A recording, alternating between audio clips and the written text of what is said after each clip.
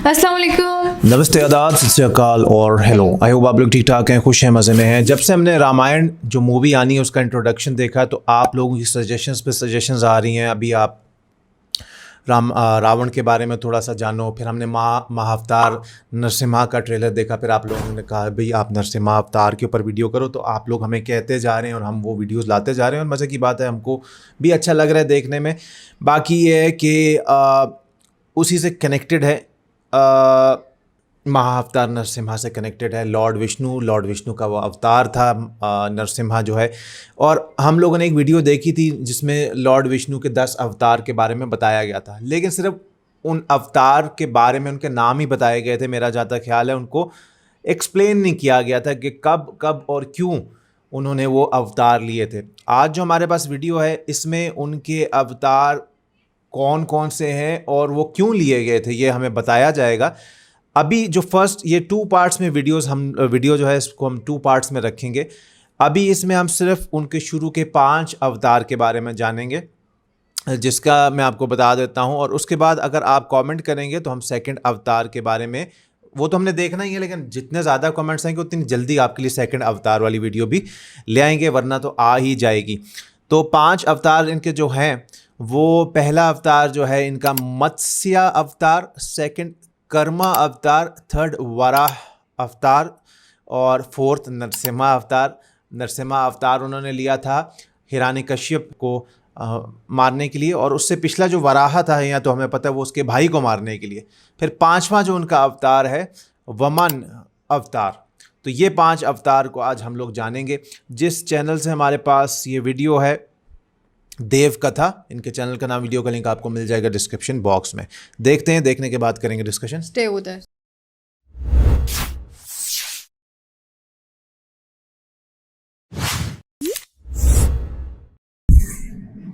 मत्स्य अवतार। आज हम जानते हैं विष्णु जी के प्रथम अवतार मत्स्य के बारे में। युगों पहले हयग्रीव नामक एक राक्षस ने चारों वेदों का अपहरण करके उन्हें कैद कर लिया था। तब पृथ्वी पर से ज्ञान लुप्त होने लगा और असुरी शक्तियां बढ़ने लगीं। तब महादेव ने पृथ्वी को जलमग्न करने का निर्णय लिया। नई पृथ्वी की स्थापना हेतु एक मनुष्य का होना आवश्यक था, इसलिए भगवान विष्णु जी ने मत्स्य का अवतार लिया। एक समय की बात है, मनु नामक एक ऋषि एक बार नदी के किनारे गए। तब उन्हें एक छोटी सी मछली मिली। हे मुनिवर, दया कीजिए, इस बड़े से जलाशय में कद छोटा होने के कारण बड़े जीवों से मुझे भय लगता है। मुझे शरण दीजिए प्रभु। अवश्य। ऋषि मनु ने उस मछली को अपने कमंडल में रख लिया और अपनी कुटिया की ओर ले गए। दूसरे दिन उन्होंने देखा कि मछली बड़ी हो चुकी है। हे ऋषिवर, आपका कमंडल अब मुझे छोटा पड़ रहा है, आप मुझे सागर में ले जाइए। मनु ऋषि उसे एक सागर में ले गए। जब वो मछली सागर में गई तो अत्यंत ही विशाल रूप उसने धारण कर लिया। आप कोई साधारण मत्स्य नहीं लगती मुझे, आप कौन हो? मनु, थोड़े समय पश्चात यहाँ एक बड़ा सा जल प्रवाह आएगा और समस्त पृथ्वी उसमें डूब जाएगी। मैं चाहता हूँ कि तुम अपनी पत्नी, इस धरती के सारे पशु पक्षी के जोड़े को और सारे पेड़ पौधे के बीज को लेकर एक नाव में बैठ जाओ। मैं अपने मत्स्य परिवार में तुम्हें सुमेरु पर्वत की ओर ले जाऊंगा। वहां से एक नई सृष्टि प्रारंभ होगी। जैसी आपकी आज्ञा नारायण। विष्णु जी की आज्ञा के अनुसार ही मनु ने कार्य किया और मत्स्य अवतार में विष्णु जी उन्हें सुमेरु पर्वत की ओर ले गए। तत्पश्चात विष्णु जी मत्स्य अवतार में ही हयग्रीव के पास गए और उसका वध कर दिया और चारों वेद कैद से मुक्त हो गए। समुद्र मंथन। आइए आज हम जानते हैं कि विष्णु जी ने कच्छप अवतार क्यों लिया। ये श्री हरि का दूसरा अवतार था।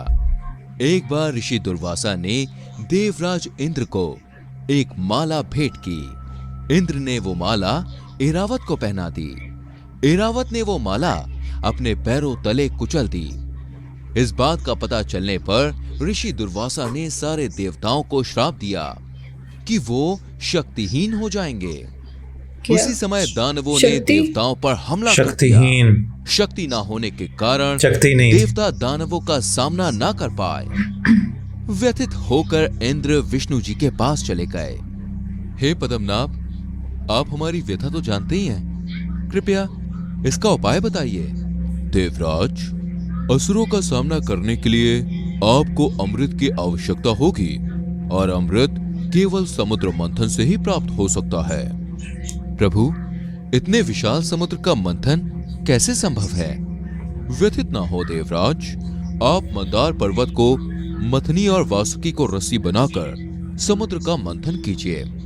मंथन करने के लिए आपको असुरों की सहायता लेनी ही पड़ेगी।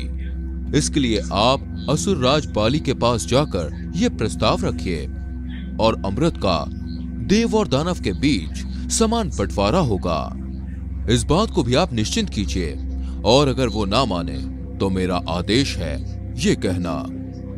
जो आज्ञा प्रभु।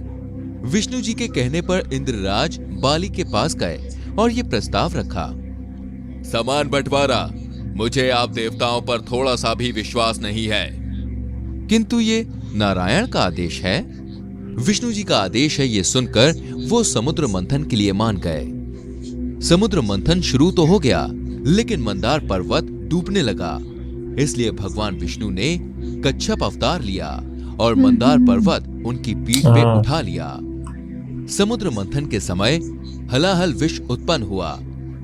भगवान शिव ने विष को ग्रहण करके अपने कंठ में बरकरार रखा। इस वजह से उन्हें नीलकंठ भी कहा जाता है। मंथन के परिणाम रूप पहले रत्न, कामधेनु इत्यादि प्रकट हुआ और अंत में धन्वंतरी अमृत कलश लेकर प्रकट हुए। तो ये थी विष्णु जी के कच्छप अवतार की कहानी। विष्णु जी का वराह अवतार। आज हम जानते हैं कि विष्णु जी वराह रूप में अवतरित क्यों हुए थे। ये विष्णु जी का तीसरा अवतार था। पुरातन समय में हिरण्याक्ष और हिरण्यकश्यपु नामक दो दैत्य हुआ करते थे। वो बहुत ही ज्यादा बलशाली और मायावी थे। उन्होंने तीनों लोकों में उधम मचा दिया था। हिरण्याक्ष ने बल से स्वर्ग पे कब्जा तो कर लिया था, फिर उस धूर्त ने पृथ्वी का भी अपहरण कर लिया था और पाताल लोक में ले गया। पृथ्वी ने व्यथित होकर विष्णु जी का आह्वान किया। हे पद्मनाथ, मुझ पे कृपा कीजिए, मुझे इस दैत्य से मुक्ति दिलाइए, अन्यथा मुझ पे बसने वाले जीवों का क्या होगा। देवी, आप चिंतित ना हो, मैं आपकी रक्षा अवश्य करूंगा और मुझे इसके लिए वराह अवतार लेना पड़ेगा। ये कहकर विष्णु जी ने वराह का अवतार लिया और पृथ्वी को अपने विशाल दांत पे उठाकर ऊपर ले आए और ब्रह्मांड में उचित स्थान पे रख दिया। एक वराह को ऐसा करता देख हिरण्याक्ष गुस्से से तिलमिला उठा और बोला, ये तुच्छ जानवर की इतनी हिम्मत, उसको पता भी है उसने खुद अपनी मौत को ललकारा है। ये बोलकर उसने अपने शस्त्र लिए हिरण्यकश्यप का भाई था को मारने निकल पड़ा। दोनों में घमासान युद्ध हुआ। अंत में भगवान वराह ने हिरण्याक्ष को अपने विशाल दांत पे उठा लिया और उसे हवा में घुमाकर दूर फेंक दिया। तो इस तरह हिरण्याक्ष का वध हुआ और उसे अपने दैत्य अवतार से मुक्ति मिली। अभी नरसिम्हा अवतार जो दोस्तों, आज हम जानते हैं कि भगवान विष्णु को नरसिंह अवतार क्यों लेना पड़ा। ये भगवान विष्णु का चौथा अवतार था। जैसे वराह अवतार में हमने देखा कि विष्णु जी ने हिरण्याक्ष का वध किया था। उनसे बदला लेने के लिए उसके भाई हिरण्यकश्यपु ने घोर तपस्या की और ब्रह्मा जी को प्रसन्न किया और उनसे ऐसा वरदान प्राप्त किया कि उसकी मृत्यु न आकाश में हो, ना ही धरती पे, ना मनुष्य के हाथों हो, ना ही प्राणी के, ना घर के बाहर, ना घर के अंदर, ना अस्त्र से, ना शस्त्र से और ना ही दिन में, ना रात में। वरदान पाकर हिरण्यकश्यपु बहुत ही खुश हुआ। उसे लगा कि वो अमर हो गया। वो खुद को भगवान समझने लगा। वो मनुष्यों और अन्य जीवों पर अत्याचार करने लगा। उसका एक बेटा था जिसका नाम प्रहलाद था। वो भगवान विष्णु का बहुत बड़ा भक्त था। वो दिन रात नारायण के नाम का जप करता था। हिरण्यकश्यपु ने उसे बहुत बार समझाया, पर प्रहलाद नहीं माना। प्रहलाद, मैं अंतिम बार कह रहा हूं तुमसे, उस विष्णु का नाम लेना छोड़ दे, अन्यथा मैं तुम्हारा वध कर दूंगा। मार दीजिए पिताजी, फिर जाऊंगा तो मैं अपने प्रभु के पास ही ना। ओम नमो नारायणाय। हिरण्यकश्यपु ये सुनकर अत्यंत ही क्रोधित हो गया। उसने प्रहलाद को मारने की बहुत कोशिश की, जैसे उसे ऊंचाई से खाई में फेंक दिया, जंगल में अकेला छोड़ दिया, और यहाँ तक कि उसे अपनी बहन होलिका की गोद में बैठाकर जीवित जलाने की भी कोशिश की, पर हर बार विष्णु जी ने उसे बचा लिया। होलिका की मृत्यु से वो बहुत दुखी हो गया और नारायण से बदला लेने की उसने ठान ली। होलिका बहन थी। कहाँ है तेरा विष्णु? मैं उसे नहीं छोड़ूंगा। पहले उसने मेरे भाई को मारा और फिर मेरी बहन को भी। मेरे प्रभु तो कण कण में है, हर जगह है, हर कहीं, हर वस्तु में है, वो तो हर जीव में है। तो तेरा विष्णु इस स्तंभ में भी है क्या? निसंदेह। हिरण्यकश्यपु ने अपनी माया से उस लोह स्तंभ को गर्म कर दिया। तो जा और अपने विष्णु के गले लग जा। जो आज्ञा। प्रहलाद वो स्तंभ के गले लग गया, किंतु उसे जरा भी आंच नहीं आई। ये देखकर हिरण्यकश्यपु और क्रोधित हो गया और प्रहलाद को स्तंभ से बांधकर उसे तलवार से मारने ही जा रहा था कि वहां विष्णु जी नरसिंह अवतार में प्रकट हुए और उन्होंने हिरण्यकश्यपु का गला पकड़ा, उसे उठाकर महल की चौखट पे ले गए और अपनी गोद में सुलाया और दहाड़ कर बोले, देख दुष्ट, ना तू घर के अंदर है और ना बाहर, ना आकाश में ना भूमि पर, ना अभी दिन है ना रात, ये संध्या है। ना मेरे पास कोई अस्त्र है, ना ही कोई शस्त्र, ना ही मैं मनुष्य हूं ना प्राणी, मैं नरसिंह हूं। ऐसा बोलकर भगवान नरसिंह ने अपने तीखे नाखून से हिरण्यकश्यपु का वध कर दिया। अच्छा, काफी चीजें इसमें बताई उसने बताई थी जो हमने। आज हम जानेंगे कि भगवान विष्णु ने वामन अवतार क्यों लिया। ये विष्णु जी का 5वां अवतार था। असुर राज बाली अत्यंत प्रभावशाली और शक्तिशाली राजा थे। उन्होंने अपने तपोबल से तीनों लोगों का राज प्राप्त किया था। वो असुर जरूर थे, पर दयालु और दानी थे। वो बहुत बड़े विष्णु भक्त भी थे।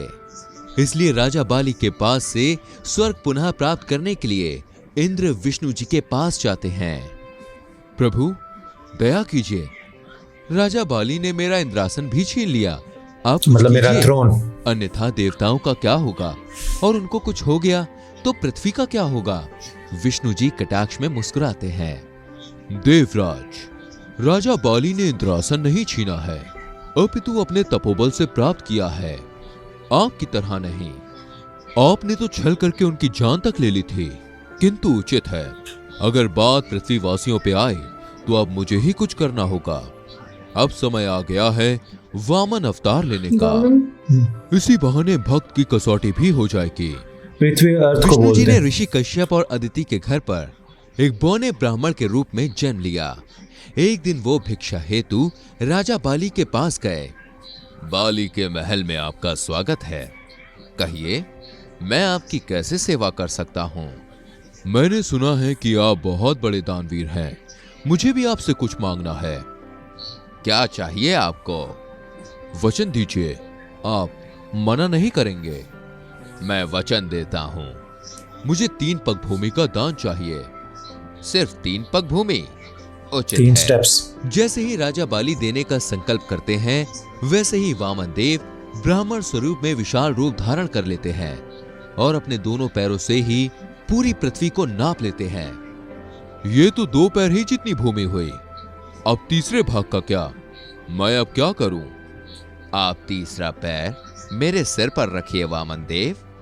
जैसे ही वामन देव राजा बाली के सिर पर पैर रखते हैं, राजा बाली पाताल लोक में पहुंच जाते हैं। इसके बाद विष्णु जी अपने वास्तविक रूप में आते हैं। पुत्र, मैं तुम्हारी दानवीरता से अत्यंत प्रसन्न हूं। मेरी ये इच्छा है कि तुम स्वर्गलोक और धरती लोक का सिंहासन त्याग कर केवल पाताल लोक में ही राज करो। जैसी आपकी आज्ञा प्रभु। तो इस तरह विष्णु जी ने वामन अवतार लेकर देवराज इंद्र को अपना इंद्रासन वापस दिलाया। ओके जी, 5 हमने अवतार और देखे। हर अवतार के पीछे कोई ना कोई मतलब मकसद होता था। हाँ, अभी ना मुझे किसी ने 2-3 दिन पहले मैसेज किया, वामन अवतार देखो। उन्होंने थोड़ा सा एक्सप्लेन भी किया था कि जब लॉर्ड विष्णु 2-3 स्टेप्स लेते हैं ना, तो उसमें पूरी पृथ्वी नाप लेते हैं, यानी अर्थ। तो जब वो जिसके पास गए थे उसने भी दे दिया, हाँ चलो 3 स्टेप्स में क्या कर लेगा, लेकिन उसने 2 स्टेप्स में उन्होंने जब नाप लिया ना, तो फिर उस असुर या जो भी वो था उसको वापस पाताल लोक में भेज दिया कि तुम यहीं रहो। वो जो दूसरा बंदा था वो वहाँ के लिए उसको उसका जो क्या बोल रहे थे, सिंहासन बोल रहे थे, जो भी, वो वापस मिल जाएगा। और बाकी वराह अवतार का हमें पता है, हिरण्यकश्यप और जो है हिरण्याक्ष जो भाई था हिरण्यकश्यपु का, उसके लिए। और नरसिम्हा अवतार में कुछ चीज़ें थी, होलिका के बारे में हमें नहीं बताया गया था। लास्ट वीडियो में बताया गया था कि एक मतलब ऑयल की कढ़ाई थी जिसमें, हाँ, होलिका के बारे में बहुत लोग कह रहे थे नहीं बताया, और होलिका की वजह से ही कुछ उनकी भी बैक स्टोरी है। बाकी हमें ये नहीं बताया गया था कि उसने हिरण्यकश्यपु ने अपने बेटे को बांध दिया था उस पिलर के साथ गरम और उसी में से फिर जो है लॉर्ड नरसिम्हा निकले थे। अच्छा, फिर उसके अलावा हिरण्यकश्यपु को मारने के लिए वो थे, और फिर वो जो एक था टर्टल वाला भी था, फिश वाला भी अवतार था उनका। तो काफ़ी सारे, और उनके पीछे रीजंस क्या थे वो भी हमको साथ साथ बताए गए। हाँ, तो हमने सिर्फ नाम सुने थे इन अवतार के, लेकिन नरसिम्हा अवतार के अलावा हमको इतना ज़्यादा किसी के बारे में नहीं पता था, या वराह अवतार के अलावा। तो अभी 5 अवतार और रह गए। आप हमें कमेंट में बताइएगा, जितने आप कमेंट करेंगे यार उतनी जल्दी ले आएंगे। लाना तो हमने है ही, लेकिन उतनी जल्दी फिर आपके लिए ले आएंगे। बाकी आई होप आपको भी देखने में अच्छा लगा होगा। कुछ आप ऐड करना चाहते हैं तो ज़रूर ऐड कर दीजिएगा। बाकी नरसिम्हा अवतार पे हमने जो माँ अवतार नरसिम्हा पे ट्रेलर वगैरह देखा था, या लॉर्ड नरसिम्हा पे पूरी डेडिकेटेड वीडियो देखी थी, या कल हमने शिव तांडव सारा सुना, तो आप वो भी देख सकते हैं, चेकआउट कर सकते हैं। मिलेंगे आपसे कल। इंस्टाग्राम पर फॉलो कर लेना, व्लॉग चैनल को कर लेना सब्सक्राइब। टेक केयर, अल्लाह हाफ़िज़। Bye bye.